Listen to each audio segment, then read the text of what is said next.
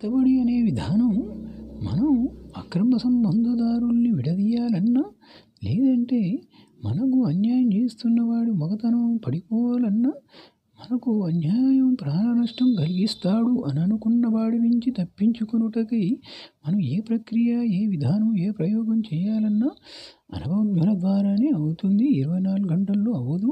కాళ్ళు చేతులు పడిపోయి మంచంలో పడే విధంగా చేయాలన్నా కూడా, లేదంటే ఇల్లు ఊరు వెళ్ళిపోయే విధంగా కానీ, మగతనం లేకుండా కానీ, లేదంటే మొత్తమే లేకుండా చేయాలన్న విధానం కానీ అనుభవజ్ఞులు మాత్రమే చేస్తారు.